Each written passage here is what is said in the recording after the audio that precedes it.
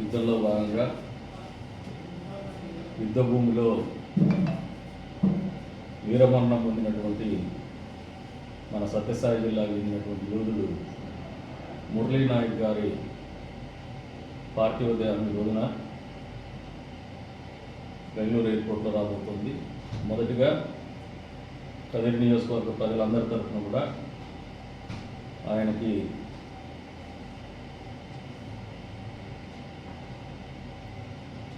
శ్రద్ధాంజలి ఘటిస్తూ ఉన్నాం. ఆయన త్యాగం అనేది మా అందరికి కూడా స్ఫూర్తి అని చెప్పేసి కూడా ఈ సందర్భంగా తెలియజేస్తున్నాం.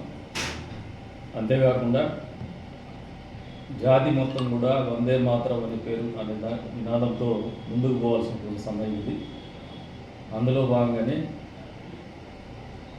ఆయనకు కానీ భారత సైనికులకు కానీ ఎక్కడైతే బార్డర్లో మన కోసం, మన జాతి కోసం, మన దేశం కోసం పోరాడుతున్నటువంటి సైనికులకు సంఘీభావంగా ఈ రోజున కదిరి నియోజకవర్గం నుంచి కొడికొండ చెక్ పోస్ట్కి 100 వాహనాలు పోయేసి ఆయనకు వాళ్ళ ఇంటి దాకా ర్యాలీగా ఆయన పార్థివ దేహంతో పోయేసి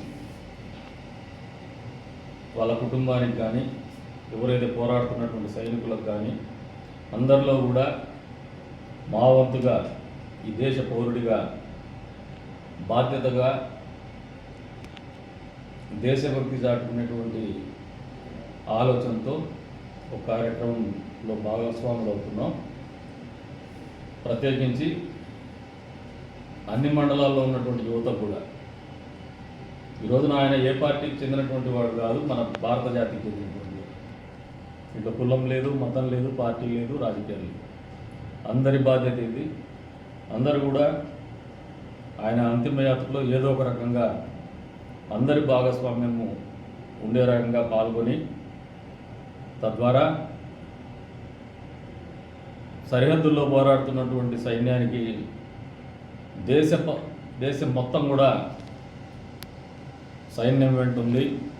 అదే రకంగా రాజకీయాలకు అతీతంగా అన్ని పార్టీలకు చెందినటువంటి నాయకులు, యావత్ భారత నాయకత్వం కూడా గ్రామ స్థాయి వరకు అందరూ కూడా ఒకే తాటి మీద వందే మాత్రం నినాదంతో ముందుకు పోతున్నామని చెప్పేసి తెలియజెప్పేటువంటి ఒక సందేశాత్మకమైనటువంటి ఆలోచనతో ఈ కార్యక్రమంలో భాగస్వాములు కావాలని చెప్పేసి కూడా పిలుపునిస్తున్నాం. వచ్చే రోజుల్లో ఏదైతే సైనికులు పోరాడుతున్నారు వారందరికీ కూడా మళ్ళీ నియోజకవర్గ ప్రజలందరి తరఫున సంఘీభావం కూడా తెలుపుతాం. జాతి ఉన్నంత వరకు, భారతదేశం ఉన్నంత వరకు కూడా గుర్తుపెట్టుకుంటారని చెప్పేసి కూడా తెలియజేసుకుంటూ మరొకసారి ఈ కార్యక్రమంలో రాజకీయాలకు అతీతంగా మన వాళ్ళందరూ కూడా పాల్గొనాలని చెప్పేసి కూడా కోరుతాం.